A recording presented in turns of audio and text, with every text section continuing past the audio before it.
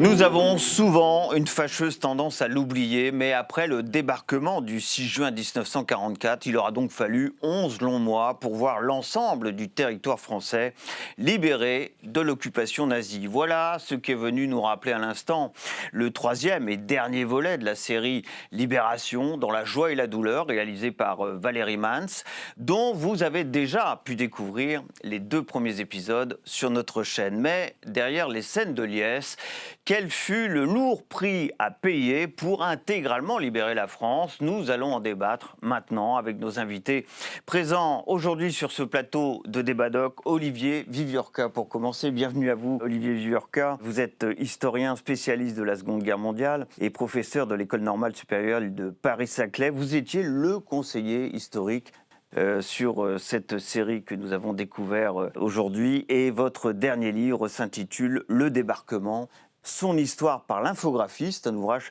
publié aux éditions du Seuil. Frédéric Naudufour est également avec nous, bienvenue. Vous êtes historienne responsable de la politique mémorielle de la région Grand Est et spécialiste de la Seconde Guerre mondiale. La région Grand Est dont il sera beaucoup question à l'occasion de cet échange, puisqu'on a vu et découvert ce qu'ont été les batailles de l'Est dans ce dernier épisode de la série. Vous êtes l'auteur, entre autres, de la première guerre de Charles de Gaulle, 1914-1918, ouvrage disponible chez Talandier. Guillaume Piketty, enfin, est avec nous. Bienvenue à vous, Guillaume Piketty. Vous êtes vous aussi historien et professeur à Sciences Po Paris, spécialiste de la résistance et auteur, entre autres, de Français libres, Pierre de Chevigné, publié, lui, également chez Talandier. Un mot peut-être sur Pierre de Chevigné. Qui était-il, Pierre de Chevigné? Tout le monde ne le connaît pas. Pierre de Chevigné, c'est un homme qui rejoint l'Angleterre au mois de juin 1940, sans savoir qu'il y a De Gaulle, qui s'engage dans la France libre tout de suite, et qui sera l'un des tout proches du général De Gaulle jusqu'à la fin de la guerre. C'est lui qui fait l'intermédiaire entre Leclerc et De Gaulle au moment de la libération de Paris, par exemple.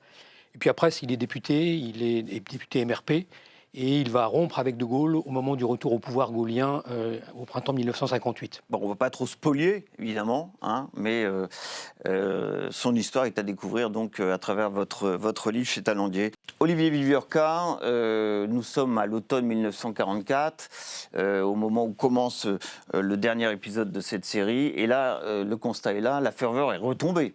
Cet automne 1944, la vie quotidienne des Français ne s'améliore pas. On découvre, et les Français découvrent que leur pays est véritablement appauvri. Les Français sont rationnés. Et puis la France aussi attend les absents, évidemment, ceux qui sont les déportés, les résistants, tous ceux et celles qui ne sont plus sur le territoire français et qui vont revenir, évidemment. C'est vrai que derrière les liesses de joie, quel a été le prix à payer? C'est tout le thème de cette série pour cette libération du territoire français. Alors, vous avez raison de le souligner, la liesse est absolument énorme en 1944, lorsque une grande partie du territoire français est libérée, et beaucoup de Français imaginent que le départ des Allemands va tout résoudre. Or, c'est beaucoup plus compliqué que cela.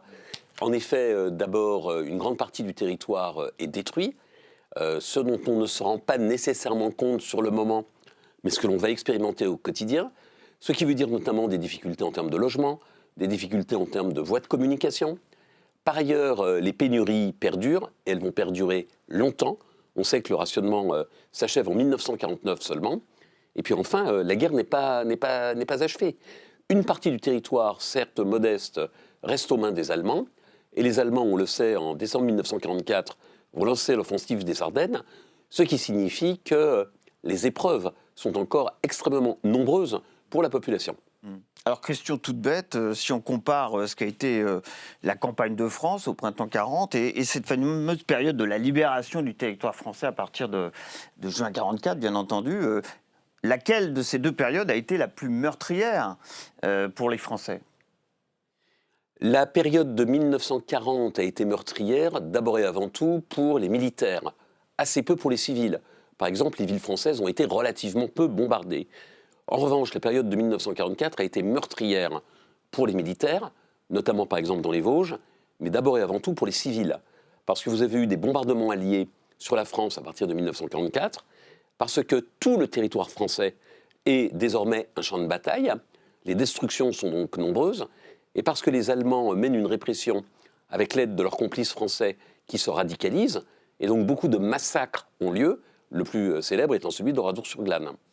Alors évidemment, tout commence en juin, le 6 juin 1944, ce fameux débarquement. Et puis on commence par la bataille de Normandie. Et là, je regarde les chiffres, 35 000 morts du côté civil des civils français. Ça aussi, on l'a oublié. On ne garde que l'IS de joie. Mais néanmoins, d'emblée, cette libération du territoire français est particulièrement meurtrière. Et surtout du côté des civils français. Oui, et je trouve que c'est un des intérêts de ce documentaire, de mettre l'accent au fil des épisodes sur les civils. Et c'est vrai qu'ils ont longtemps été oubliés d'une certaine historiographie, puis d'une certaine mémoire, où on voulait valoriser justement le rôle des alliés, le rôle des combattants, la joie de la libération, et en ne prenant pas en compte justement ce qu'avaient vécu les civils. Et là, au fil du reportage, on entend ces gens qui paniquent dans les bombardements. On entend cette douleur, on a ces témoignages de personnes qui disent « mais nous, on détestait les Anglais au moment de la libération ».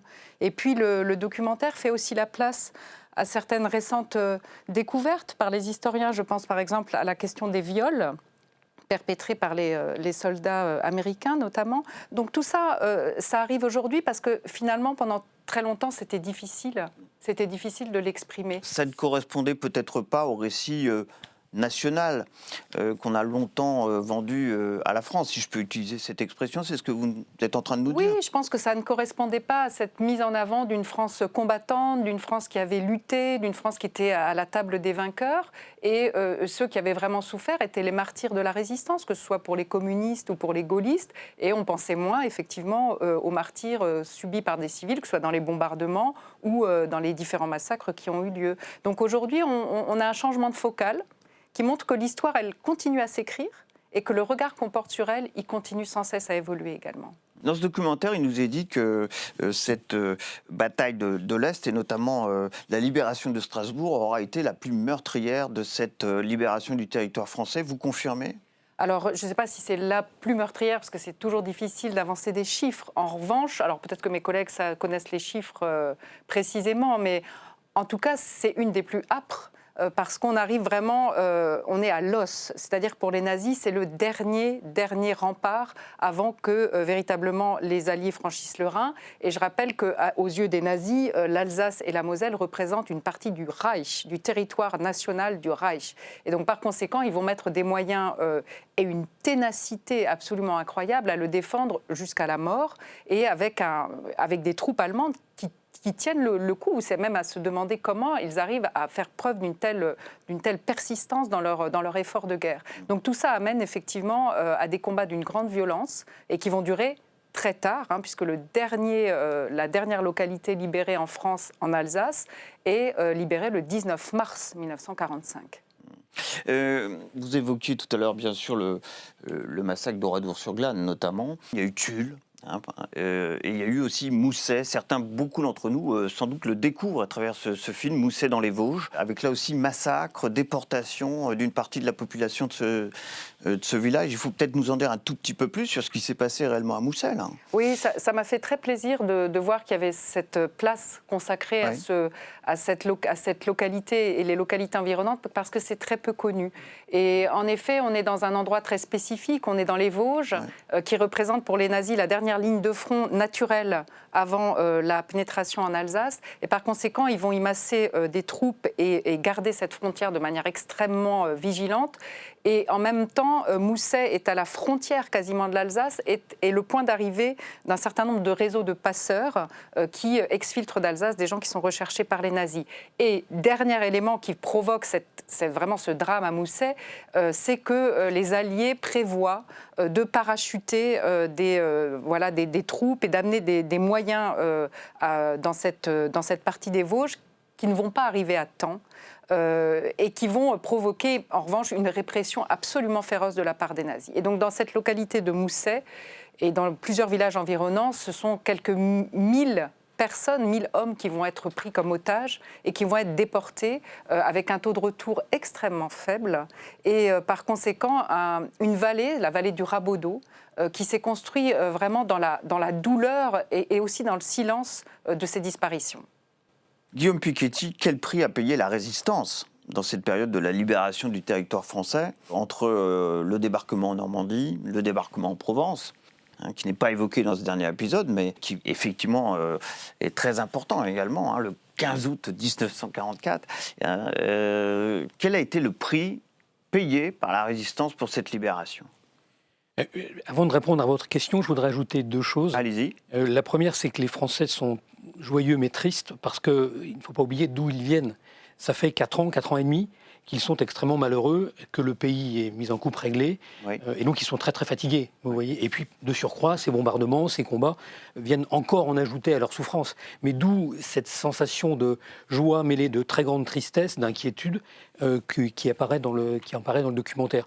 Et puis s'agissant des Allemands, ce sont des troupes extrêmement aguerries, qui ont beaucoup de guerres derrière elles. Et il faut bien garder en tête que la moitié des pertes militaires subies par les Allemands pendant la Seconde Guerre mondiale sont subies de l'été 1944 au printemps 1945. C'est-à-dire qu'ils se battent effectivement avec l'énergie du désespoir, dos au mur. Et puis, bien sûr, ils ne peuvent pas empêcher l'entrée dans le Reich ensuite, mais voilà. Le prix... Voilà, pour en revenir à ma question tout à l'heure, il y a un chiffre qui est cité dans ce dernier volet du documentaire. C'est 70 000 résistants français déportés, dont seulement 50% reviendront de leur déportation. Dans cette phase de libération, le prix à payer pour la résistance a été très fort, lui aussi. Parce que là aussi, dans le récit national qu'on nous a souvent présenté, c'est une période très forte pour la résistance française. On nous dit que la résistance a beaucoup contribué à cette libération du territoire. Alors, le prix est fort, mais il est un peu plus fort que ce qu'il a été pendant toutes les années de guerre. Mais la répression, en fait, a débuté dès 1940-41, bien sûr. Le prix est évidemment fort, sous la forme d'exécution, sous la forme de déportation, cela a été dit, et sous la forme de participation au combat, en particulier dans les maquis, et sous la forme, enfin, de pertes subies par les jeunes résistants qui ont été intégrés, c'est expliqué dans le documentaire. C'était des FFI, ils sont intégrés dans la première armée française et dans une moindre mesure dans la 2e DB du général Leclerc. Et là, ils vont subir des pertes comme les autres soldats, j'irais peut-être un peu plus, parce qu'ils sont moins entraînés, mais des pertes très sensibles, bien sûr. S'il y avait un ou deux faits majeurs signés par la résistance française, vous citeriez lesquels sur cette période ? Sabotage. Oui. Sabotage, les infrastructures qui sont détruites le plus possible pour compliquer encore plus la vie aux forces allemandes, harcèlement de ces forces allemandes en retraite. Et puis, enfin, moi je dirais quand même la participation concrète à certains combats de la libération, et que ce soit comme résistant FFI ou FTP, ou alors enfin dans les forces françaises. Mais les destructions aussi systématiques que possible et le harcèlement ont été très importants. Reverser une partie de ces résistants des forces françaises de l'intérieur à l'armée régulière, ça a été vraiment aussi difficile que ce que dit ce documentaire. Il a fallu, il y a plus de 100 000 hommes qui vont être reversés à l'armée régulière française. Oui, ça a été très difficile parce que vous aviez des enjeux, je dirais, à la fois culturels et politiques. Politiquement, les communistes étaient extrêmement favorables à ce qu'on a appelé l'amalgame, parce qu'ils espéraient, au fond, régénérer une armée française traditionnelle, conservatrice, l'armée de l'affaire Dreyfus, en lui insufflant un sang neuf. Quant à l'armée régulière, elle considère avec beaucoup de méfiance les résistants. Elle considère que ce sont, au fond, des soldats d'opérette. Donc vous avez, si vous voulez, ce hiatus entre une armée qui n'a pas nécessairement très envie de voir affluer ses résistants, et des résistants qui sont très défiants par rapport à des hommes qui ont été, il faut le souligner, dans leur large partie, dans leur majorité, des pétainistes, qui ont suivi le maréchal, qui ont attendu novembre 1942 pour s'engager à la faveur du débarquement allié du 8 novembre de la même année en Afrique du Nord. Donc, si vous voulez, vous avez ces réticences qui font que l'amalgame ne se passe pas bien. Ne se passe pas bien malgré l'énergie que Delattre de Tassigny, patron de la première armée, met pour que les choses, effectivement, fonctionnent. Et au fond, les heurts, les tensions vont diminuer, tout simplement, dans la fraternité du combat. Il y a effectivement, avec la bataille des Vosges, l'entrée en Allemagne, un amalgame qui se forge, même si, il faut vraiment insister sur ce point, la méfiance ne disparaît pas totalement entre les deux sensibilités. Et ajoutons peut-être qu'en plus de cet amalgame des FFI dans l'armée, cette armée, elle est déjà elle-même le fruit d'amalgames antérieurs. Donc c'est très compliqué. Il y a eu l'armée de la France libre, qui a elle-même pris une partie des soldats coloniaux, qui va s'amalgamer avec l'armée d'Afrique, qui était aux mains du régime de Vichy. Donc il y a déjà une longue histoire.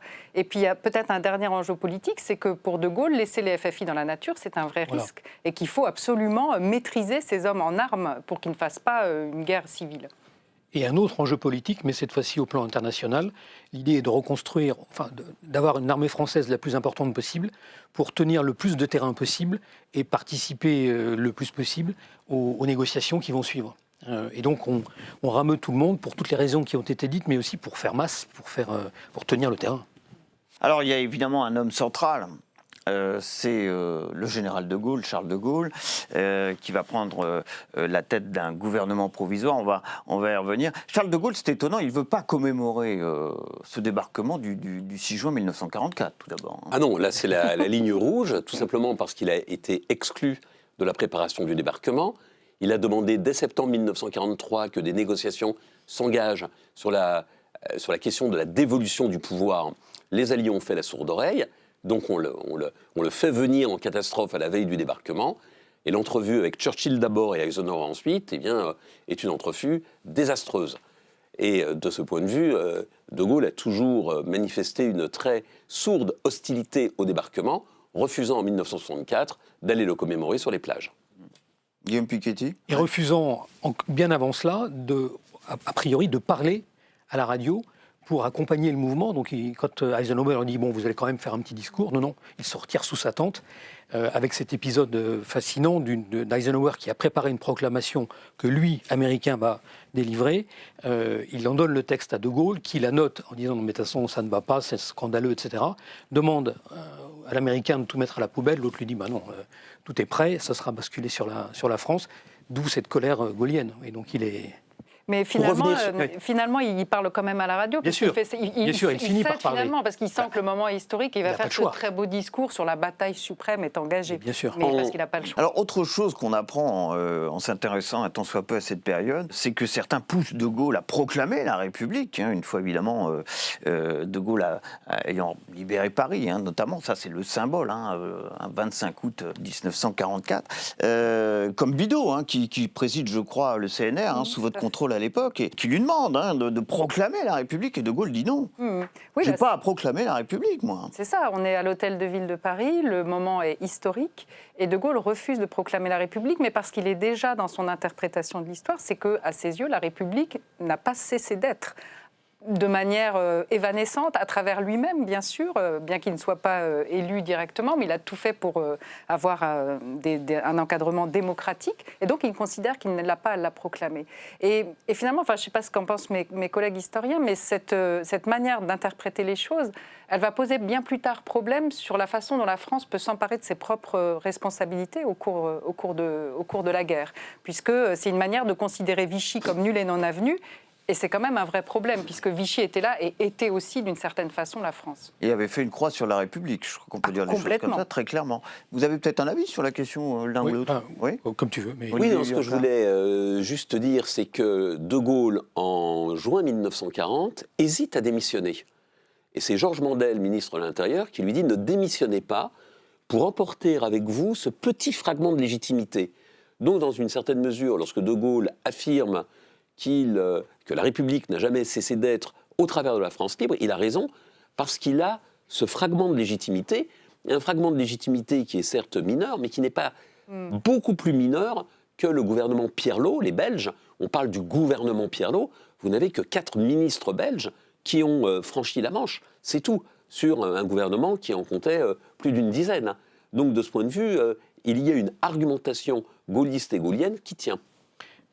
Peut-être ajouter que si on revient à 44-45, ce choix qu'il fait, qui s'explique très bien, est un choix qui correspond à une vision très efficace, mais de court terme, pour revenir sur ce que vous disiez. C'est-à-dire, c'est ce qu'il faut dire pour franchir cette étape très compliquée de la libération d'un pays divisé, qui sort d'une guerre civile, il faut bien le dire, meurtri. En revanche, pour le moyen terme et a fortiori pour le long terme, ce discours a empêché de débrider les plaies relativement vite.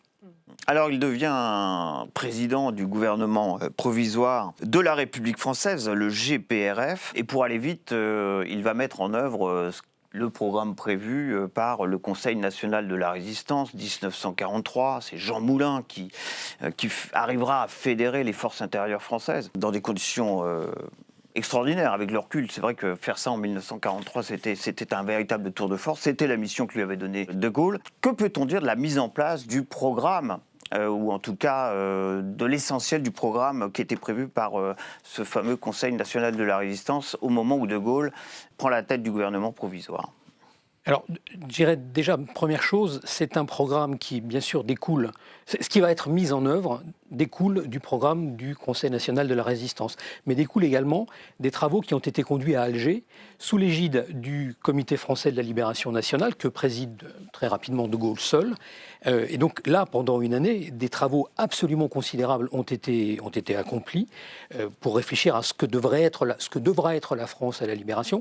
Et autrement dit, là, il est question de dire comment va-t-on reconstruire le pays, comment allons-nous le diriger, hein, voilà, c'est ça qui est sur la table. C'est ça qui est sur la table. Quelle démocratie voulons-nous? Suffrage universel, tiens, les femmes vont voter. Enfin. Donc rétablir une démocratie française selon un certain nombre de principes évidents.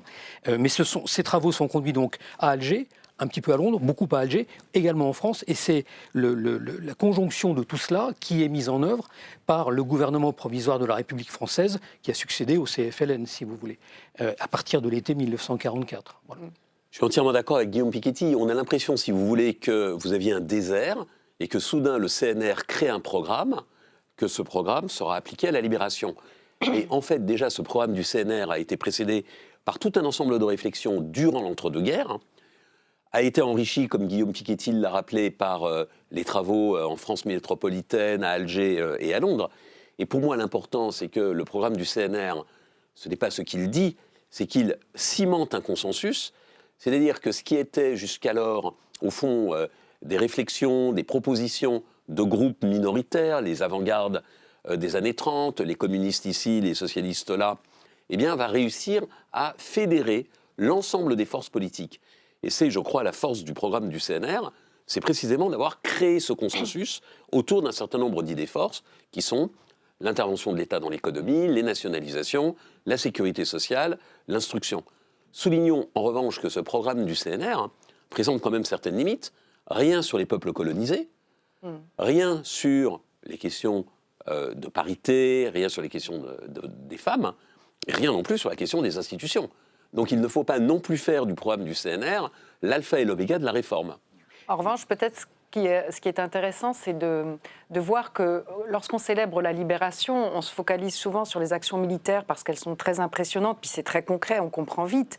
Mais ce qui se passe de manière sous-jacente en parallèle est tout aussi important, c'est-à-dire qu'on pense le pays à venir, le pays qui va être libéré. Et ça, c'est quand même une énorme Puis au fur et à mesure qu'on libère ces territoires, il faut y mettre une administration. Et ça, c'est déjà prêt. C'est quand même pas rien d'avoir déjà des décrets sur des ordonnances sur comment va se passer l'épuration, d'avoir déjà des commissaires de la République et des préfets qui vont s'installer dans les jours qui suivent la libération de chaque département.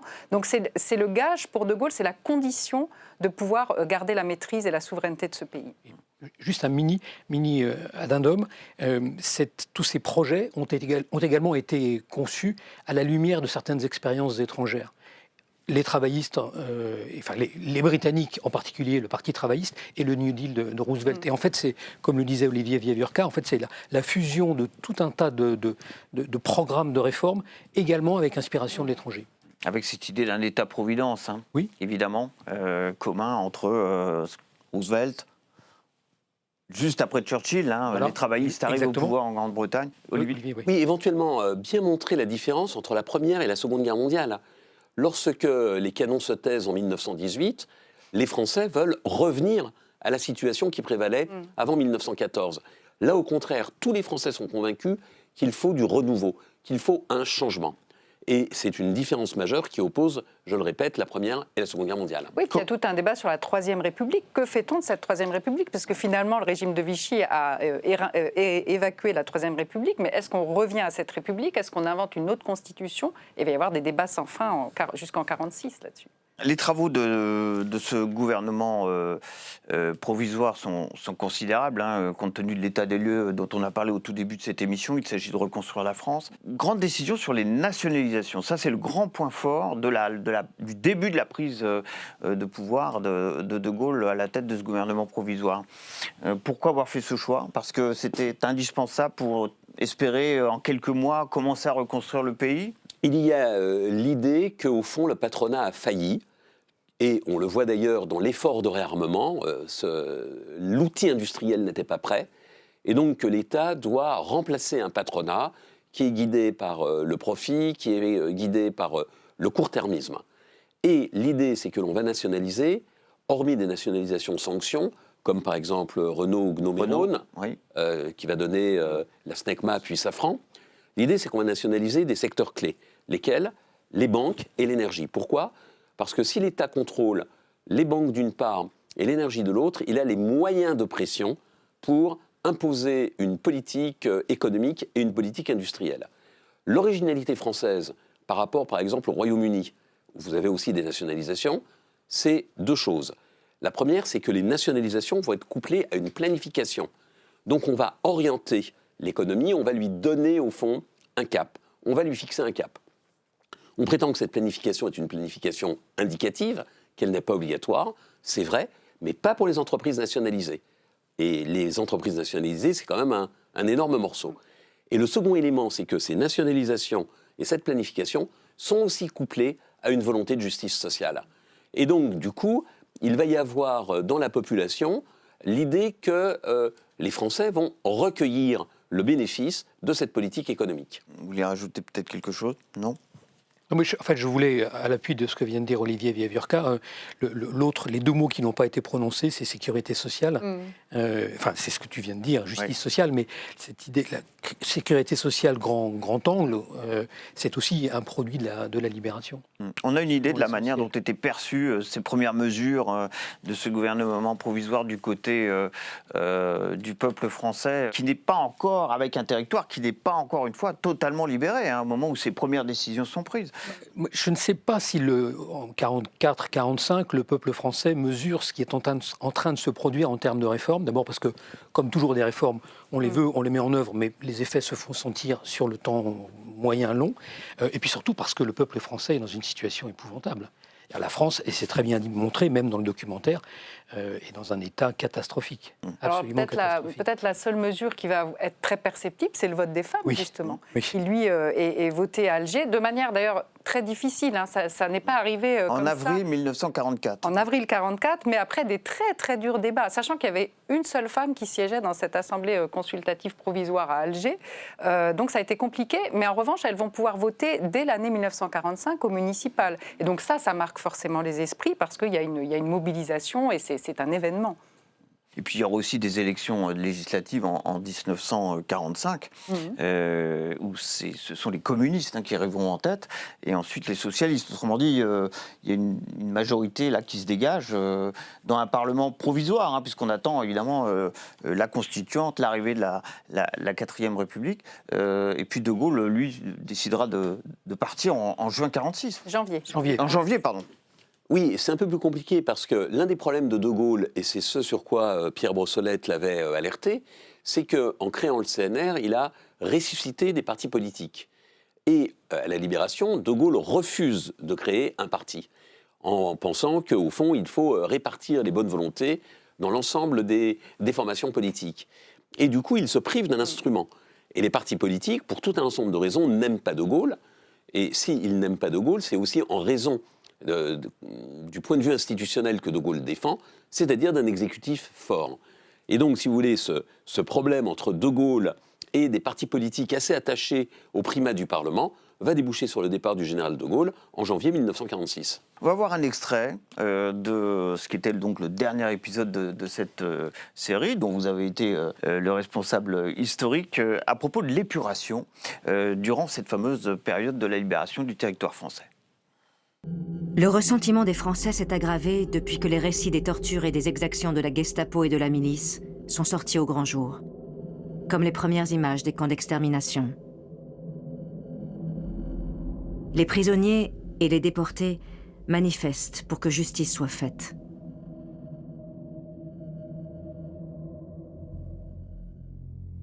Les règlements de compte se sont multipliés dans de nombreuses villes, les semaines qui ont suivi leur libération.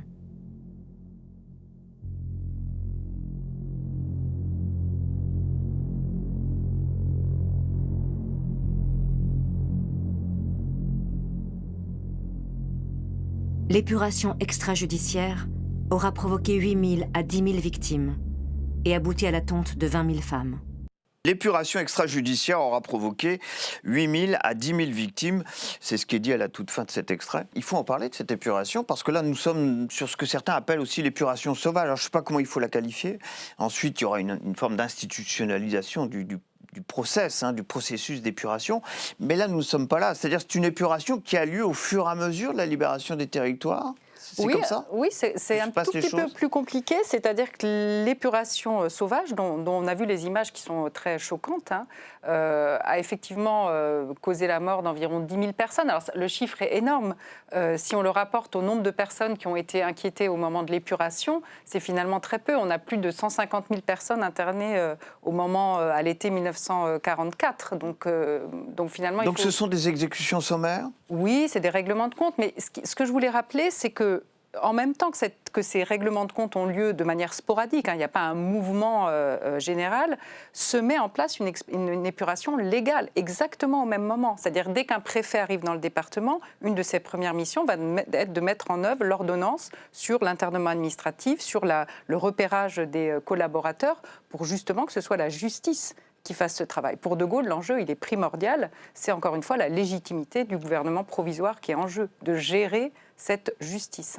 Cette épuration dite sauvage, elle est l'œuvre justement des résistants, des forces françaises de l'intérieur ? Pas seulement, parce que ce que je voulais ajouter à ce qu'a dit Frédéric Naudufour, c'est que si l'on lit ce que qu'ont écrit, notamment dans les journaux, dans des lettres, journaux intimes, lettres, un certain nombre de résistants qui tenaient les commandes dans les régions, dans les départements, l'une de leurs premières actions a été de soustraire les collaborateurs ou ceux suspectés de collaboration à la vindicte populaire, de les mettre en prison, entre guillemets à l'abri, pour qu'ils puissent être ensuite puissent entrer dans le processus judiciaire d'épuration qui vient d'être évoqué. Après, qui sont celles et ceux qui agissent de façon extrajudiciaire, certes des résistants, peut-être dans certains cas des résistants de la dernière heure, et puis il y a tout un tas de règlements de compte qui par moments n'ont strictement rien à voir avec le combat libérateur, des vieilles rancunes, des vieilles haines, des bisbilles, et puis je pense qu'un certain nombre de ceux qui ont dénoncé, sont également ciblés. Donc c'est un panorama extrêmement compliqué, mais qui aboutit effectivement à ce qu'on doit bien dire des exactions, et avec un traitement particulièrement soigné, si je puis dire, réservé aux femmes. Les tontes, c'est vraiment quelque chose d'ignoble, et 20 000 personnes, c'est ce qui est dit dans le documentaire, mais ça c'est réservé aux femmes, oui, bien sûr. C'est un enjeu important, j'imagine, pour ce fameux gouvernement provisoire, pour De Gaulle lui-même, qui présidait ce gouvernement provisoire, cette phase d'épuration, parfois incontrôlable au fur et à mesure de la libération des territoires. Oui, c'est un enjeu énorme, parce qu'il est contradictoire. Il y a une volonté de châtiment. Il n'est absolument pas normal que des collaborateurs, des délateurs, soient exempts de sanctions. Et de l'autre, le général de Gaulle a peur d'ouvrir la boîte de Pandore, et il craint aussi de désorganiser le pays. Si vous commencez à mettre tous les gendarmes, tous les policiers, tous les militaires, le pays ne peut pas fonctionner. Donc il est tiraillé entre ces injonctions contradictoires, ce qui donne au fond à l'épuration un visage imparfait, mais pourrait-on dire comme toute épuration.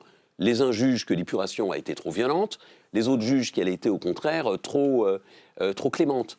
Donc ce débat n'est bien entendu pas achevé, mais un point mérite d'être souligné, c'est que cette épuration dite sauvage, 8 000 à 10 000 victimes, par-delà son caractère choquant, reste relativement limitée. La France n'est pas à feu et à sang à la libération, contrairement à ce que prétendent les ci-devant vichistes, qui montrent un pays en proie à la guerre civile, en proie à des règlements de compte généralisés, ce que l'on voit très bien, par exemple, dans le livre de Marcel Aimé, puis le film Uranus.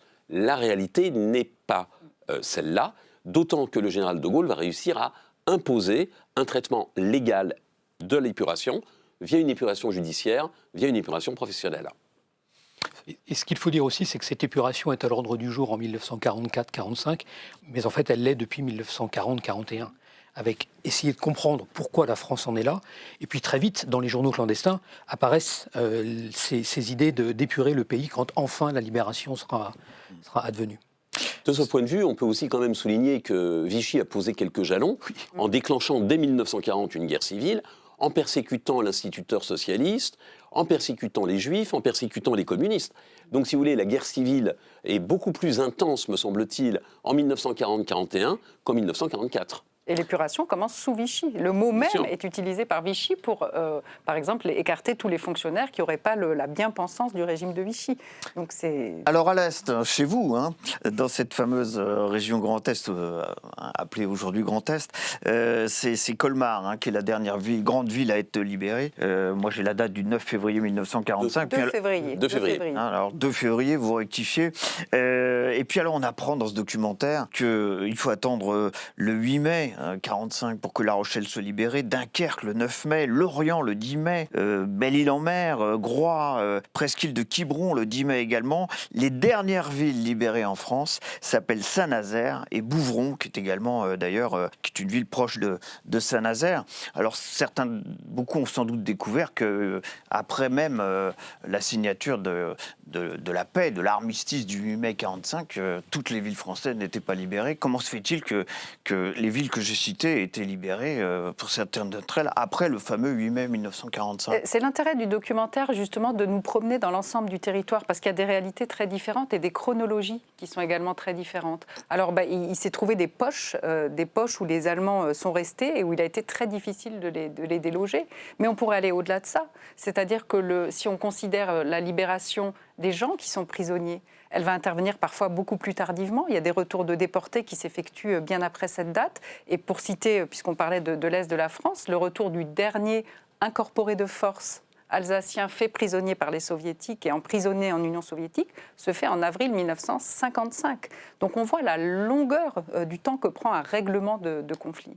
Certains l'oublient souvent, et il aura bel et bien fallu 11 mois pour voir notre territoire français totalement libéré de l'occupation nazie. Merci vraiment à tous les trois d'avoir participé à cette émission aujourd'hui autour de la série dont vous étiez le conseiller historique. Et après le dernier épisode de cette série, vos réactions, ça sera sur #Débadoc. Merci à Félicité Gavalda, Victoria Bellet qui m'ont aidé à préparer cette émission. Et puis je vous donne tout simplement prochain rendez-vous avec Débadoc, et ça sera toujours bien entendu avec son documentaire et son débat. À très bientôt.